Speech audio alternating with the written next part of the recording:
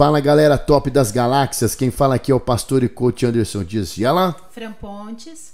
Uau, é o seguinte, lembrando, não se esqueça de se inscrever no nosso canal. Estamos crescendo, graças a Deus e graças a você. Muito obrigado mesmo por esse crescimento. Se inscreva no nosso canal e não esqueça também de notificar aí, acionando o sininho de notificação para sempre quando chegar um vídeo novo, você ser avisado. O que mais, Fran? Aí você curte, dá um like aí, né? O like é o joinha, hein? E compartilha também para o máximo de pessoas que você puder. O máximo de pessoas aí, compartilhe e nos ajude, porque assim o canal vai crescendo. É isso que você precisa fazer para a gente continuar fazendo esses vídeos. Fran, esse vídeo vai ser bem top, hein? Sim, a gente vai estar falando da série de depressão. Esse é o 4º vídeo, né? Você pode estar assistindo no nosso canal, vídeo 1, 2 e 3. Vídeos de ansiedade. Também sobre ansiedade. E nesse 4º vídeo nós vamos falar dos tipos de depressão. Aqui eu fiz uma listinha de pelo menos 12 tipos de depressão. Só tem esses? Não, você pode. E claro, vai variar também do olhar de cada pessoa, né? Às vezes ela enxerga numa globalidade, vários é um só, enfim. Pode ser que alguns citem mais, mas eu acho que eu consegui enxugar aqui os mais importantes para a gente perceber como a depressão se apresenta. Então vamos lá, eu vou falar pouco aqui agora, deixar ela bem à vontade aí para poder apresentar para nós. Lembrando, né, Fran, que você está fazendo psicologia, né? Sim, psicologia. Futuramente a gente vai estar trazendo alguns profissionais aí da área para fazer um bate-papo, vai ser bem bacana. Fica, aguarda aí, não perde não. Nós vamos ter vídeos também que falam de algo que você está fazendo bastante também, que é a constelação, né? Constelação familiar. A gente vai estar gravando uma série sobre a constelação. Explicar o que ela significa. Ela não tem uma vertente religiosa, tá bom? Não. Né? Se você que até porque, gente, a gente não gosta muito desse termo religioso, né? Tá? Não dá certo aqui. Mas ela tem a ver com alguns fatores, obviamente, de física quântica. Então a constelação é bem bacana. Mas a gente vai gravar a série aí pra vocês futuramente. Fran, fique à vontade, coloque pra nós aí todas essas questões. Vamos falar então um pouquinho aqui. A gente vai falar dos tipos de depressão hoje. Um deles é o episódio depressivo. O que seria o episódio depressivo? Ele tem uma curta duração, normalmente até 6 meses. Então são momentos que a pessoa começa a ter sensações de tristeza, de angústia. Normalmente tem um fator que desencadeou esse episódio depressivo, tá? Não significa que ele vá perdurar por muito tempo. Normalmente ele vai ficar nesse bloco de 6 meses. Eu até posso, assim, vou me atrever a dizer, tá? Que Jesus teve um episódio depressivo. Não foi depressão. Nós vamos falar sobre isso nos próximos vídeos. Vai dar polêmica, mas eu quero dizer... Um episódio depressivo, porque a depressão ela tem impacto emocional. E quando ele tá... frente à morte, que ele já sabia que estava próximo, né?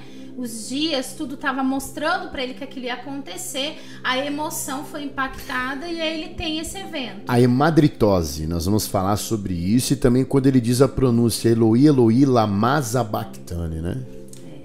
Ô Fran, você falou muito da questão disso aí. Por exemplo, conflitos.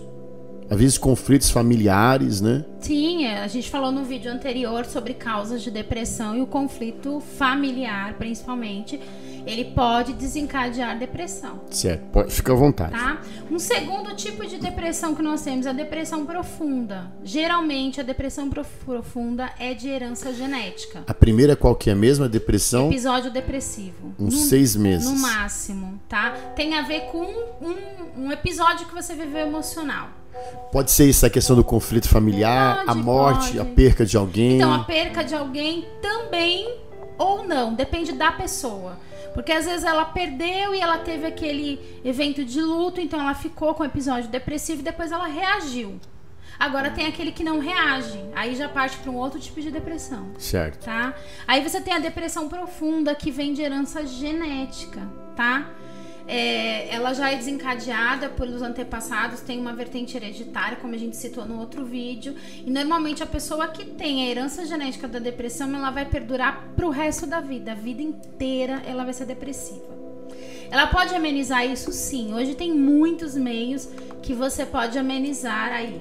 A depressão profunda também pode vir por alteração química, tá?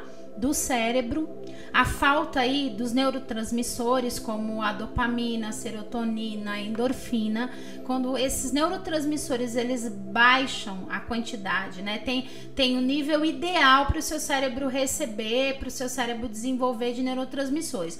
Quando cai, aí ele pode gerar uma depressão profunda aí. Uma causa física, que pode ser uma doença, ou uma causa emocional, tá? Que pode gerar depressão profunda. Um outro tipo de depressão que a gente tem é a depressão bipolar, tá? O que seria a depressão bipolar? São fases de depressão dentro do transtorno bipolar, subtipos de depressão. Então a pessoa ela tem um transtorno bipolar, que é aquelas alterações agressivas de humor, uma hora... Inclusive o transtorno bipolar, a impressão que dá é que você tá falando com várias pessoas dentro de uma só, né? E ela tem etapas, fases de depressão dentro do transtorno. Isso pode acontecer, tá bom? Que vão vir aí a pessoa pode ficar irritada, ela pode ter crises emocionais de baixa autoestima, ela pode chorar, ela pode ficar presa no quarto, são várias situações aí. Aí a gente tem um tipo de depressão que é bem interessante, que eu quero até citar ele para você, porque ele não é muito falado, mas ele se apresenta bastante. Então, quando a gente citar especificamente o que ele é, você vai lembrar dele, tá? Que se chama distimia. É um tipo de depressão, tá? O que seria distimia? É uma forma crônica de depressão. Ela é menos grave, tá? Do que a forma mais conhecida da doença, tá? Mas com a distimia, os sintomas de depressão, eles podem durar aí muito tempo, às vezes 2 anos ou mais, tá? E o que costuma acontecer? Quais são os sintomas que a pessoa apresenta aí na distimia, que eu acho importante colocar para você, tá?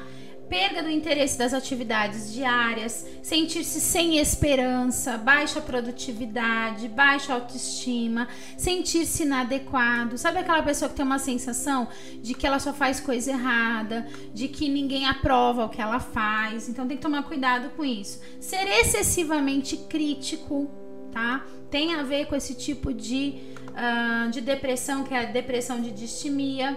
Reclamar constantemente que nada tá bom, não tô contente com nada, fizeram tudo errado, não é do meu jeito, e ser incapaz de se divertir. Já viu aquela pessoa que vamos ali no cinema? Não quero. Vamos assistir um filme? Não quero. Vamos tomar um sorvete? Não quero. Nunca, ele nunca tá feliz. Então isso geralmente é típico desse tipo de depressão, tá? É uma depressão que se chama distimia. Eu acho, Fran, que as pessoas elas vão ouvindo isso aqui e vão se deparando com coisas que falam, peraí, mas eu sinto isso. Nossa, mas eu tô tendo aquilo. Desses itens que você tá dizendo assim, se a pessoa ela pode ter uma causa, se ela identificar com uma margem de quantos porcentagem disso daí? Então, na realidade, não tem uma porcentagem. O que varia, assim, ela se apresenta... Porque a você deve estar preocupada, hein? Ó, a depressão se apresenta leve, digamos assim, seja uma coisa que você percebe que está acontecendo, mas ela não muda a sua rotina, você continua trabalhando, continua fazendo os seus afazeres, mas você vê que você já não tem aquele nível de felicidade, de alegria, de energia que tinha antes. Então ela é leve. Normalmente essa depressão leve, às vezes a pessoa ela consegue até trabalhar ela mesma com algumas dicas do dia a dia. Quando ela vai para uma mediana, né, e para uma grave, aí ela precisa de ajuda profissional. Só que ela já entra no nível do que? Fica gritante a situação. Ela já não sai para comer, ela já não sai para tomar banho, ela não conversa mais com ninguém, ou ela passa da depressão para uma síndrome do pânico, para uma crise de ansiedade, ela desmaia. Em lugares que ela tá, ela começa a ter reações muito estranhas.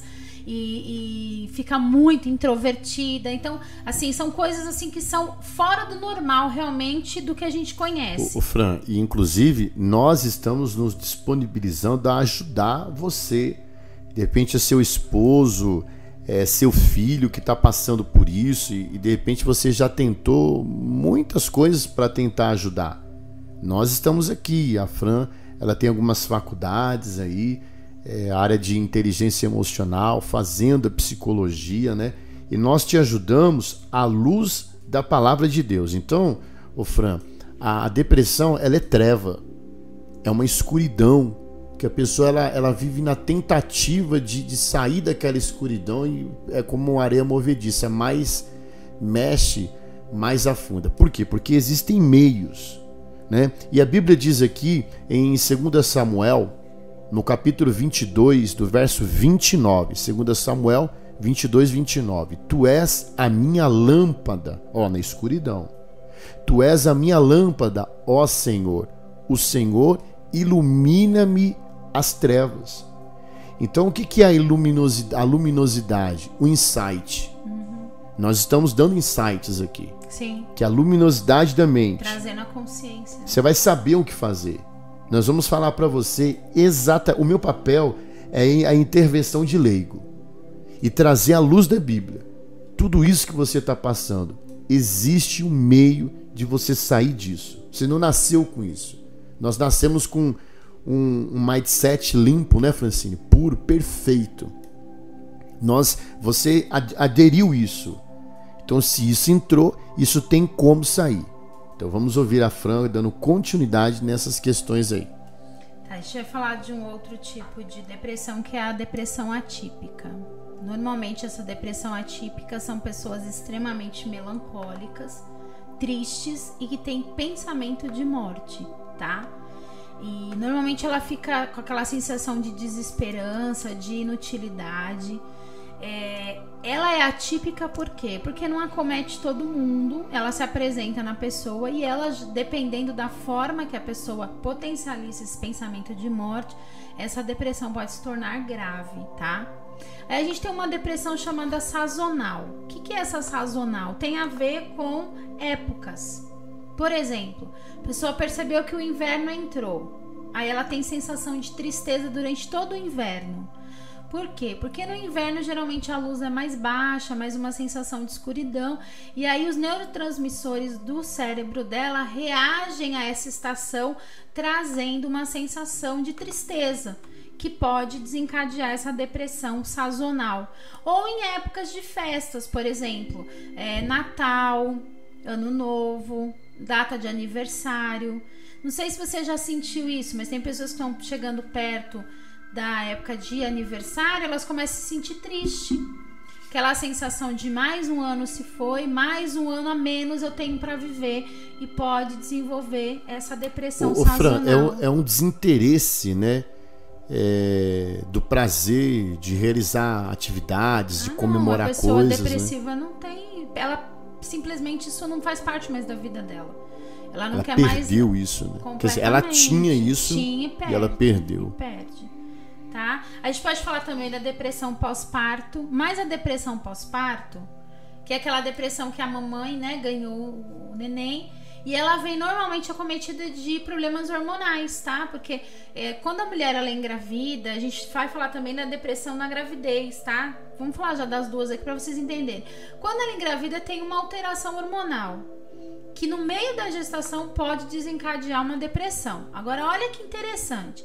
Se uma mulher grávida, no momento da gravidez, ela tem uma alteração hormonal que desencadeia uma depressão, aquela informação vai ser transferida para o gene do neném. Então preste atenção. Você, mulher que tem isso, precisa tomar cuidado. Está grávida, acabou de se casar, é casada, tem um relacionamento, você tem que pensar lá na frente. Se você está desencadeando alguma questão hoje no namoro, no noivado, dentro do início do casamento, precisa se preocupar se o filho vai herdar isso.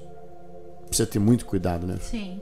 Aí você tem a pós-parto, que ela não teve a depressão durante a gestação, mas depois que o bebê nasceu, ela desenvolveu isso. Também é hormonal. Um dos maiores fatores é o hormonal. Porque na mulher há esse desnível, né? Esse desequilíbrio na gestação e pós a gestação. Até porque ela continua amamentando, então ela dá muito pro bebê, então ela fica com esse desnível hormonal. A depressão dela pode diminuir ou sanar depois do parto e depois da gestação? Sim, quando equilibrar o hormônio, se ela veio por essa causa. Agora, essa causa também pode ser um fator para desencadear aquela genética que estava escondidinha lá e foi potencializada, e aí vai passando, o neném vai crescendo e ela continua depressiva. Então tem que tomar bastante cuidado. Tá? Teve uma depressão pós-parto quando o bebê nasceu, Viu que tem um tempo, não tá melhorando, você precisa tomar bastante cuidado e procurar ajuda médica, que pode ter desencadeado uma depressão mais intensa aí, tá? E normalmente na depressão pós-parto, qual que é os sintomas? A mulher chora muito, ela tem muita tristeza e muita desesperança. Inclusive tem alguns casos que você vê que a mulher não consegue, a mãe não consegue cuidar do filho mais. Ela já o bebê nasce, ela já não quer contato com a criança. Ela não tem estímulo, porque o bebê ele é vida, ele traz pra gente uma nova etapa, um novo ciclo, né? Na nossa vida, na família. Então ele é alegria. Ele vai vir, obviamente, com o trabalho, né? Que é o cuidado, você abrir mão de você pra cuidar do bebê. Agora, quando a mãe tem a depressão pós-parto, toda essa alegria, toda essa proatividade, toda essa até ansiedade positiva em cuidar do bebê, porque ela tem um filho agora que precisa dela, na mulher com depressão isso não vai existir. Ela às vezes abre mão do cuidado da criança, o filho assume, o avô assume, a avó assume. Isso acontece muito e essa pessoa precisa de um apoio profissional para poder voltar a ser o que era ou melhor do que era, tá? Aí a gente tem uma depressão, a depressão psicótica.